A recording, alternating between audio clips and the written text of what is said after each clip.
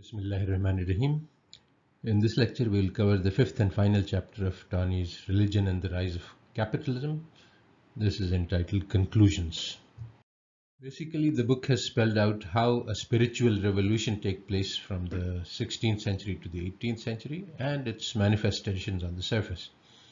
And at the root of the revolution is that the desire for material gain, pursuit of wealth, profits, etc., was taken to be a natural human tendency, but it was a dangerous weakness to be held in check by religious restraints.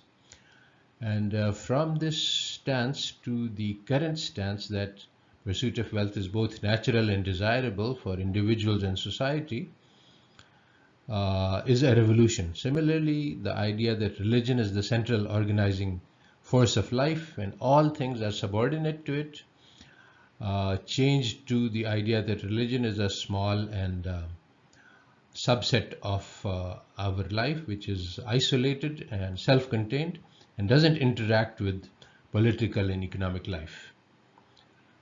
By abandoning the idea that religion provides us with a goal in life, basically secular society took the goal of life to be pursuit of pleasure and profits and power. This change in overall guiding principles, goals for individual and society took place gradually, almost over a period of 2 centuries, and at no point was the change revolutionary or radical.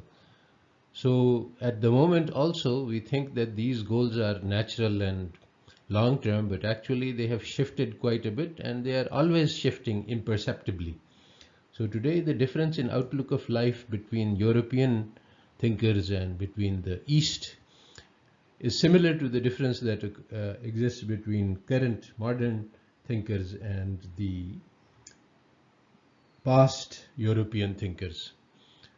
And the idea of secularism, that economic and politics is separate from our social and life purpose and vision, this is a new and young and radically different thesis from all other societies at all other times. The chapter is basically about describing how this happened, and this is a complex and tangled story. Some of the key elements are that it all started with expansion of trade in the 16th century, which led eventually to the rise of the commercial classes to power.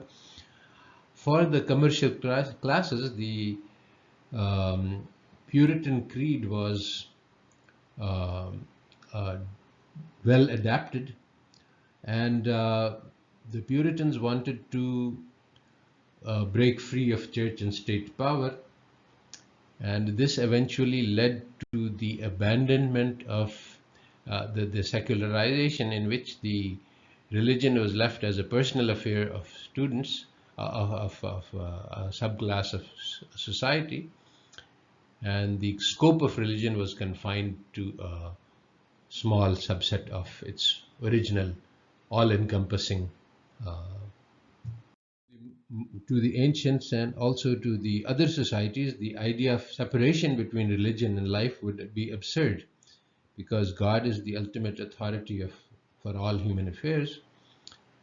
But for the modern day successors, religion is something in the hearts of men and should not be contaminated with worldly affairs.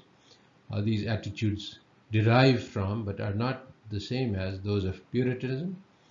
And so basically the ancients saw a conflict between religion and economics, because economics teaches us to pursue wealth and religion teaches us not to pursue wealth. But this conflict was resolved by removing economics from the realm of and scope of religion, and thereby eliminating the overlap and therefore the conflict.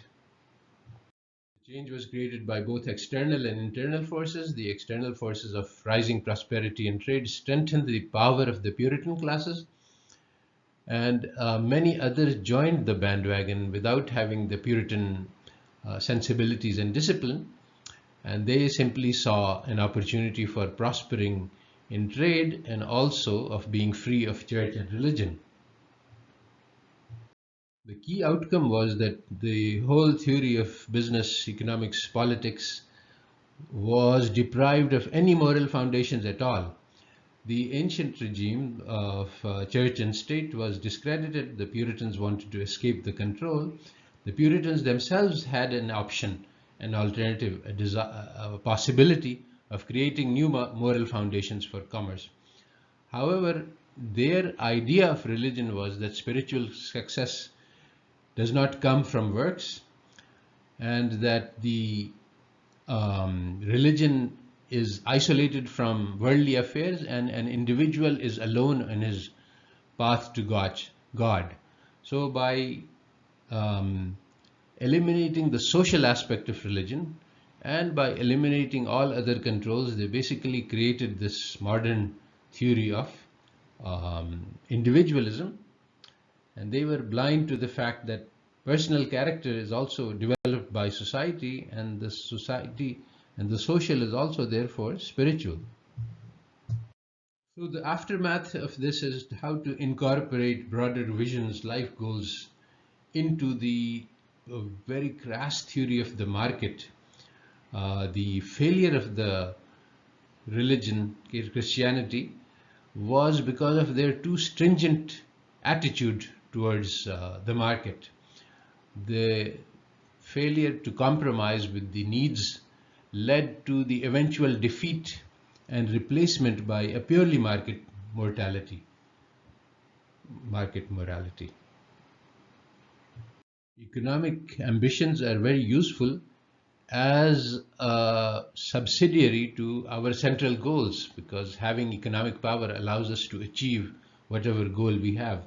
But to make economic ambition itself the goal is a very damaging concept.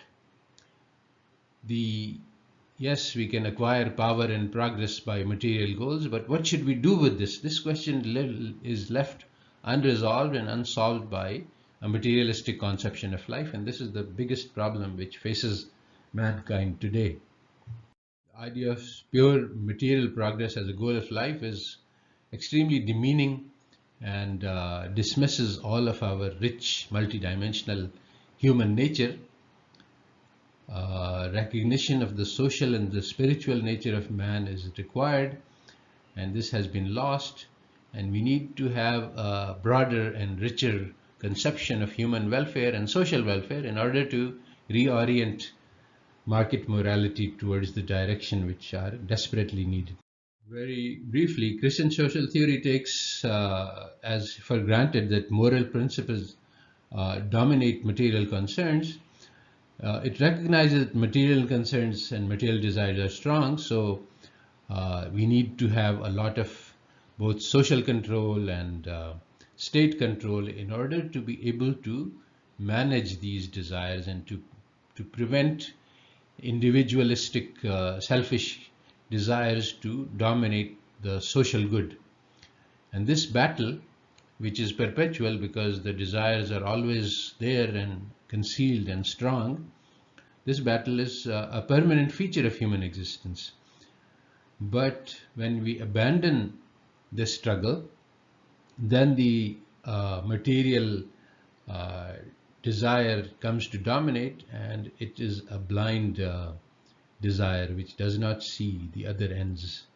This battle between materials and morals have been fought over the centuries, and history records many, many victories of materialism over morality.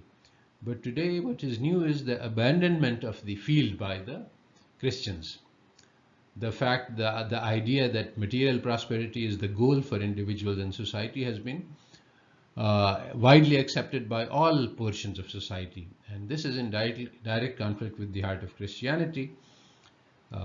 Worship of God cannot be reconciled with the worship of mammon. The book ends with a quote from Keynes which says that modern capitalism is absolutely irreligious. There is no public spirit. It confines and changes the society to a society of consumers and producers, and the social interactions are based on competition. It creates a jungle where there is a survival of the fittest. And so if we look at the battle of Christianity against this rising tide of materialism in the early ages, their preaching seems incongruous to our ears because they invoked very high moral principles to counter the rising tide of materialism. But if we look beyond the archaic formulation to the essence of what they're saying, those lessons are very much needed today. My own conclusion in context of this book is that Tani attributes the failure of Christianity to provide moral foundations for commerce to the extremely high ideals which were stringent and uncompromising and unable to cope with the demands of business. If they had been able to compromise, they would have been able to provide moral foundations instead of creating the current completely immoral market mentality. In contrast to Christianity, Islam has an extremely sophisticated theory of markets which does cater to human nature and provides a moral foundation which is actually practicable. And today, immoral markets are destroying humanity and our habitat, and the Islamic moral foundations, which are already present in our law, these are desperately needed by all of mankind today.